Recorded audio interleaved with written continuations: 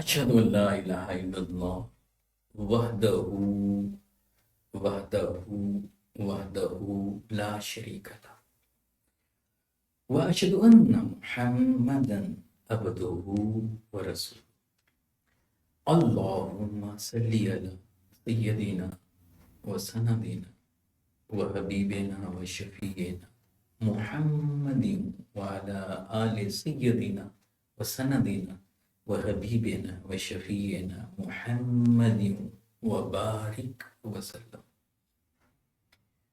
انسانی رویے۔ اسلام اتنا خوبصورت دین ہے کہ اپنے ماننے والوں کو وہ آسان تقویم دیکھنا چاہتا ہے۔ اللہ نے قسمیں اٹھا اٹھا کر انسان کی عظمت اور رفعت کو بیان کیا۔ والتین والزیتون وطور سینین وہذا البلد الامین لقد خلقنا الانسان فی احسن تقویم۔ یہ جو آسان تقویم کا انسان کو اعزاز دیا، آسان تقویم کا انسان کو یہ جو اعزاز بخشا گیا، وَلَقَدْ كَرَّمْنَا بنی آدم کا منصب عطا کیا گیا، یہ معمولی بات ہے۔ اب سوچیں یہ والا بندہ جو آسان تقویم ہو،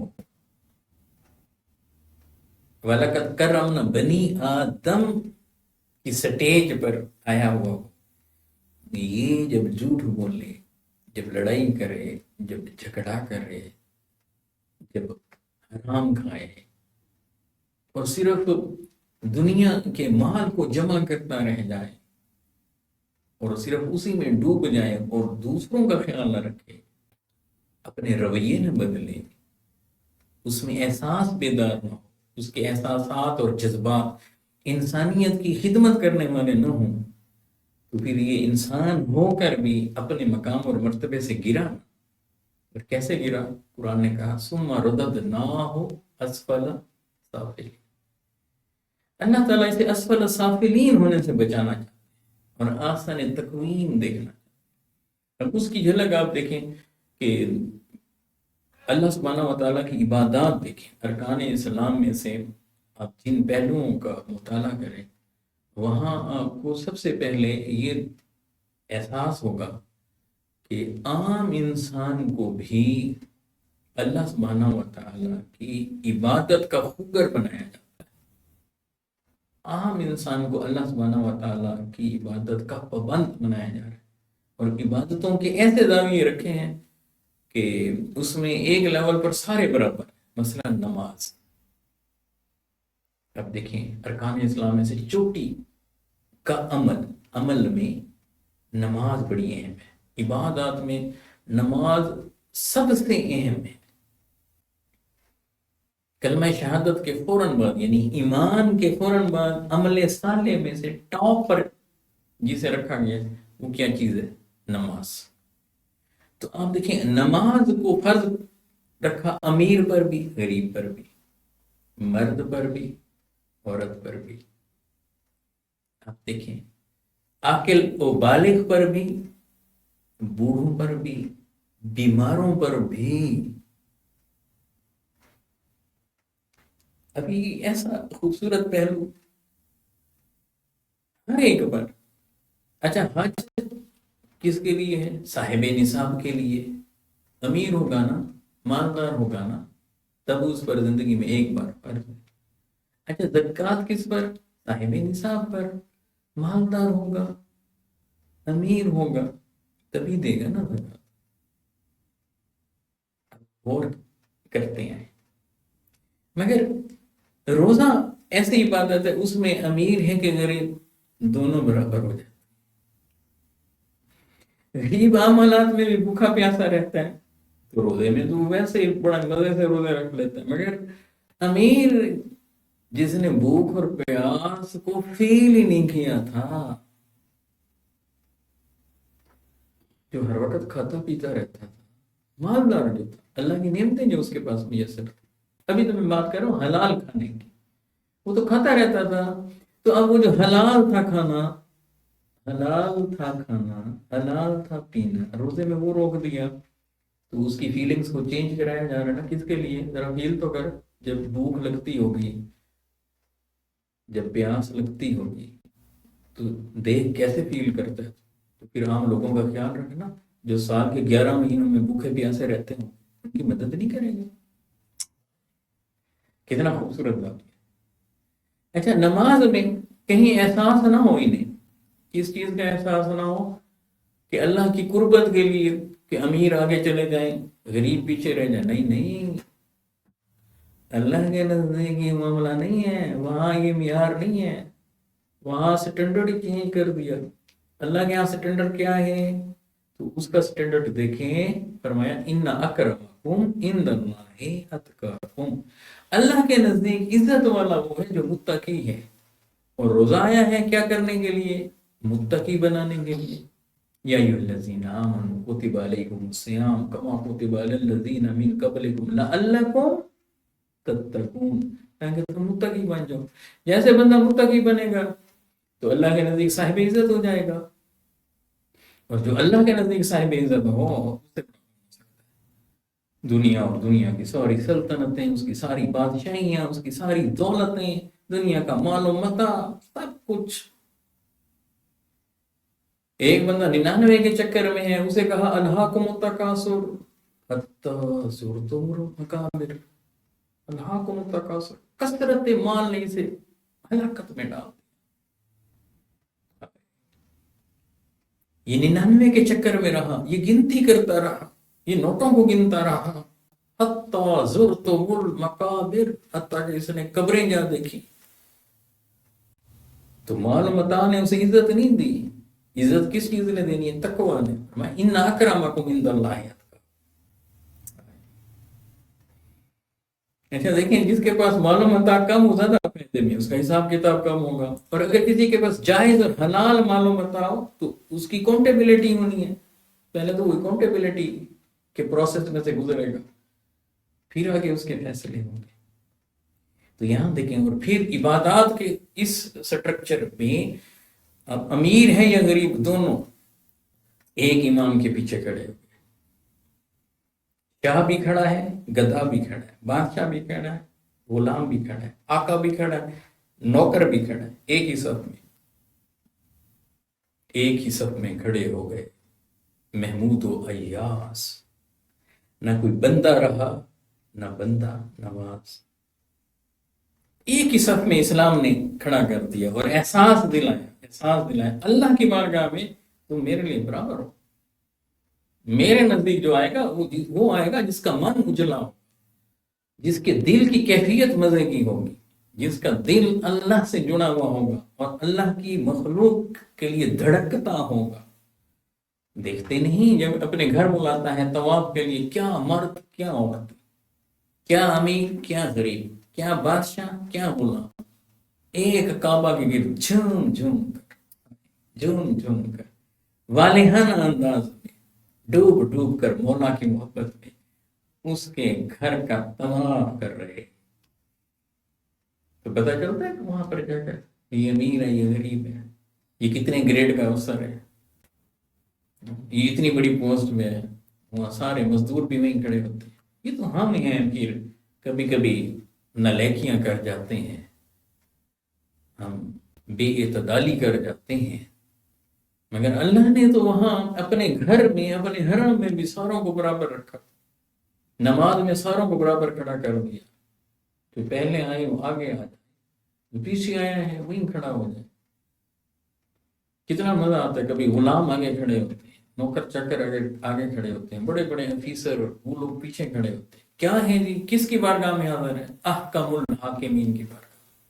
تو یہ دوسرا نقطہ سمجھ ہے، مگر اس کے ساتھ ایک تیسرا نقطہ بھی ہے، جو یہ امرا پر ایلیٹ کلاس پر وہاں جو چیزیں لگائی ہیں ان میں بھی بڑے مزے ہیں، ان کے دو پہلو ہیں۔ مثلا زکوٰۃ کو لیجیے، قرآن مجید کی سورہ توبہ کی آیت نمبر 103، ان میں حبیب مکرم صلی اللہ علیہ وآلہ وسلم کو مخاطب کر کے فرمایا خذ من اموالہم صدقہ تطہرہم وتزکیہم بہا۔ حبیب ان مالداروں سے صدقہ لیجئے، ان مالداروں سے زکوٰۃ لیجئے، تو طاہر وتزکیہم بہا، انہیں پاک کیجیے اور ان کے مال کو پاک کیجیے۔ زکوٰۃ پاک کرتی ہے، زکوٰۃ کا ایک معنی پاک کرنے کا، ٹھیک ہوا، تزکیہ کا معنی، تو طہارت بھی اور پاکیزگی بھی ہے، یعنی انسان بھی پاک ہوتا ہے زکوٰۃ دینے والا، اور اس کا مال بھی پاک ہوتا ہے جو زکوٰۃ دیتا ہے۔ اب یہاں دلچسپ عمر دیکھیے کہ کچھ لوگ وہ ہیں کہ جو زکوٰۃ دیں گے، امیر دیں گے، غریب لیں گے،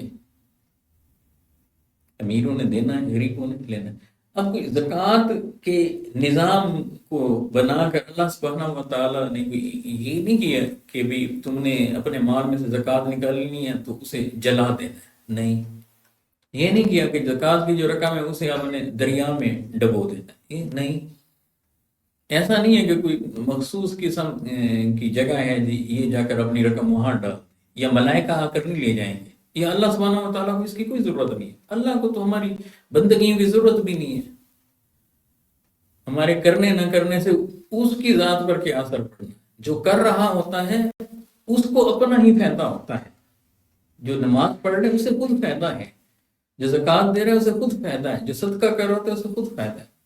تو کیا ہوتا ہے، زکوٰۃ دینے میں کیا فلسفہ کار فرما ہے، صدقہ کرنے میں کیا فلسفہ کار فرما ہے؟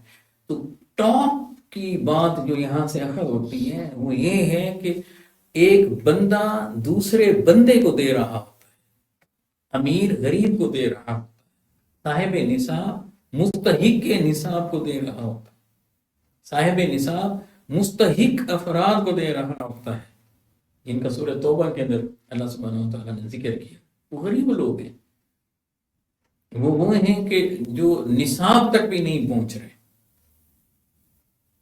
ان کو دے رہے ہیں۔ تو بنیادی فلسفہ یہاں کیا ہے کہ ایک انسان دوسرے انسان کی کیئر کرتا ہے، ایک انسان دوسرے انسان کی ہیلپ کرتا ہے، اور کم از کم جو چیز رکھی گئی وہ کیا ہے، جو فرض کے درجے پر ہے وہ 2.5% ہے،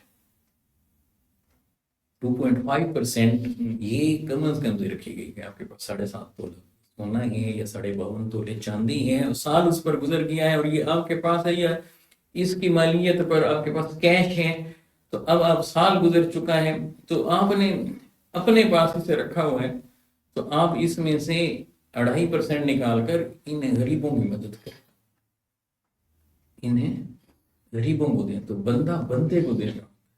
اب بڑا دلچسپ نقطہ ہے، جب یہ آیت آئی اور کہا گیا کہ اپنے مالوں میں سے صدقہ نکالیں، تو کچھ صحابہ کی بارگاہ میں غریب تھے، ایک صحابی نے عرض کی یا رسول اللہ ہمارے پاس تو مال نہیں ہے، حکم ہم یہ ہے کہ صدقہ کریں، تو ہم کیا صدقہ کریں، اس طرح تو امیر لوگ یہ صدقہ کرتے جائیں گے، ان کا اجر اور ثواب بڑھتا جائے گا، یہ تو ہم سے آگے نکل جائیں گے۔ اور اللہ کے حبیب علیہ الصلوۃ والسلام نے جو جواب دیا نا، حدیث کے کلمات دیکھیں، میرے حبیب علیہ السلام نے اس صحابی سے کہا، فرمایا کہ تبسمک فی وجہ اخیک صدقہ، ذرا دیکھیں، تبسمک وجہ فی اخیک، آپ نے فرمایا کہ اپنے بھائی کے لیے مسکرانا یہ بھی صدقہ ہے، تبسمک فی وجہ اخیک صدقہ، آپ کے سامنے آپ کا بھائی آیا اور آپ مسکرا پڑے ہیں، مسکرا کر بات کی ہے، مسکرا کر استقبال کیا ہے، چہرے پہ سلوٹیں نہیں آئی، ماتھے پہ بل نہیں آیا، گردن اکڑی بھی نہیں ہے، بھائی کو دیکھ کر گردن میں سریا نہیں آیا، گردن میں کلف نہیں لگا، چہرے پر مچلتی مسکراہٹ آ گئی ہے، فرمایا یہ بھی صدقہ ہے۔ پھر فرمایا اچھی بات کرنا بھی صدقہ ہے، امر بالمعروف و نہی عن المنکر کرنا، اچھی چیزوں کا حکم دینا، بری باتوں سے روکنا، پازیٹیوٹی کو پھیلانا، نیگیٹیوٹی سے ایوائڈ کرنا، کہا یہ بھی صدقہ ہے۔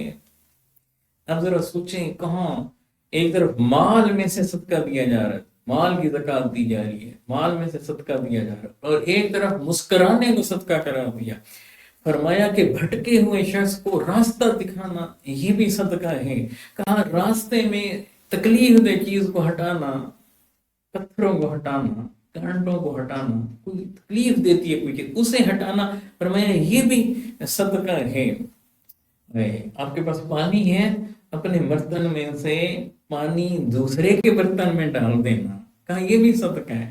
ذرا دیکھیں، پانی پلانا بھی صدقہ ہے، اپنے حصے کا پانی کسی کو دینا یہ بھی صدقہ ہے۔ گویا اپنے حصے کی چیز کسی کو آپ نے دے دی ہے، وقت دے دیا ہے، گائیڈ لائن دے دی ہے، آپ نے نصیحت کسی کو کر دی ہے، کسی کو اچھا مشورہ دے دیا ہے، کسی سے خوبصورت بات کر دی ہے، چہرے پر مسکراہٹ لائے، کہا یہ بھی صدقہ ہے۔ کہا کہ ایک شخص اسے دکھائی نہیں دیتا، نابینا ہے، کم دیکھتا ہے، اسے دکھانا بھی صدقہ ہے۔ یہ ہے اسلام۔ اسلام ایک طرف اللہ سبحانہ و تعالیٰ کی عبادت سکھاتا ہے، دوسری طرف انسانیت کا درس دیتا ہے۔ اللہ سبحانہ و تعالیٰ کی عبادت کرنے کی توفیق عطا فرمائے اور انسانیت کی خدمت کرنے کی توفیق عطا فرمائے۔ السلام علیکم ورحمۃ اللہ۔